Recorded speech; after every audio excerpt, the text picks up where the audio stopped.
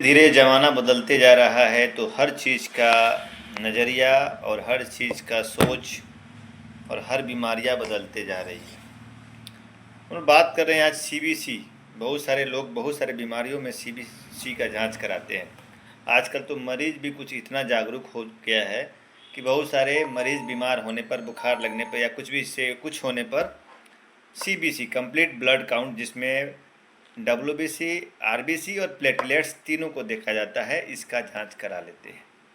चूँकि अभी सीजनली बुखार चल रहा है, बरसात का समय है और इसमें बहुत सारे बीमारियों का खतरा बढ़ जाता है। खास करके फीकल ओरल रूट से फैलने वाले बीमारियों का खतरा बढ़ जाता है, जो पैरासाइटिक इन्फेक्शन भी हो सकता है, जो वायरस इन्फेक्शन भी हो सकता है और जो बैक्टीरियल इन्फेक्शन भी हो सकता है।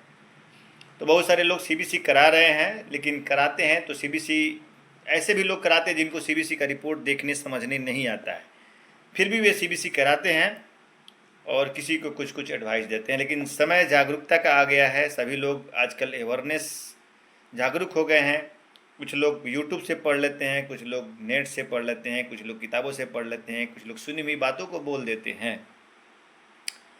अभी के सीज़न में देखिएगा कि आप जितने भी सीबीसी जांच हो रहे हैं उसमें बहुत सारे लोगों का टोटल काउंट बड़ा रहता है। किसी का टोटल काउंट बड़ा हो जाएगा 10,000, 12,000, 15,000, 16,000, 20,000, 25,000 और किसी किसी का टोटल काउंट घट जाता है।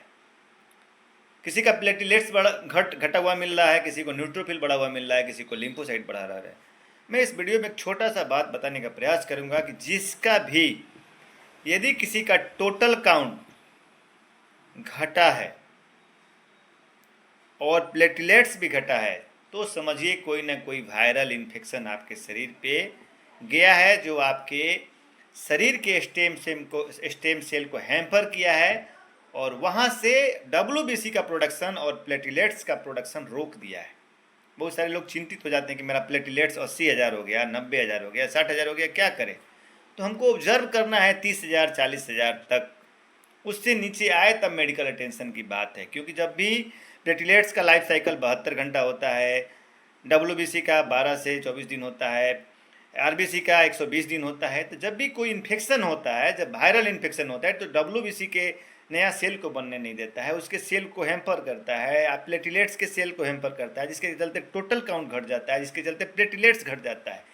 तो सिंपल से समझिए कि यदि किसी को प्लेटलेट्स घटा हुआ है, टोटल काउंट घटा हुआ है, लिम्फोसाइट बढ़ा हुआ है, तो ज़्यादा चांस है, बहुत सारा इसका बहुत बड़ा वीडियो है कि सीबीसी में डब्ल्यूबीसी का बड़ा रहेगा, प्लेटलेट्स का बड़ा रहेगा, आरबीसी का बड़ा रहेगा, एमसीएच का बड़ा रहेगा, सबका अलग अलग है। लेकिन एक शॉर्ट चीज़, एक छोटा फार्मूला में बता रहे हैं, इसको अदरवाइज नहीं लेंगे। छोटा फार्मूला में यही है कि किसी को अगर टोटल काउंट घटा है, डब्ल्यूबीसी सेल घट गया है, प्लेटलेट्स घट गया है, लिम्फोसाइट बढ़ गया है, तो जान लीजिए कि आपको वायरल इन्फेक्शन कोई ना कोई हो गया है और वह वायरस आपके शरीर के इम्यून सिस्टम को डिस्टर्ब किया है, हैम्पर किया है, जिसके चलते हुआ है।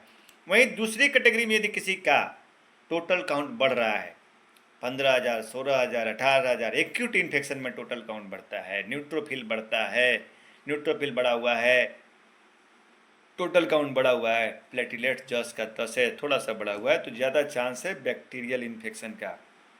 कोई भी बैक्टीरियल इन्फेक्शन है, खांसी हुआ तो उससे रिगार्डिंग बैक्टीरियल इन्फेक्शन है, पेट में इन्फेक्शन है, भी फीवर है तो टाइफाइड का, सल्मोनेला का इन्फेक्शन हो सकता है, फूड पॉइजनिंग का इन्फेक्शन हो सकता है। तो कोई भी ऐसा इन्फेक्शन जो एक्यूट है, जिसमें टोटल काउंट बढ़ा हुआ मिल रहा है, जिसमें न्यूट्रोफिल जब बढ़ा हुआ मिल रहा है, तो ज़्यादा चांस है बैक्टीरियल इन्फेक्शन का।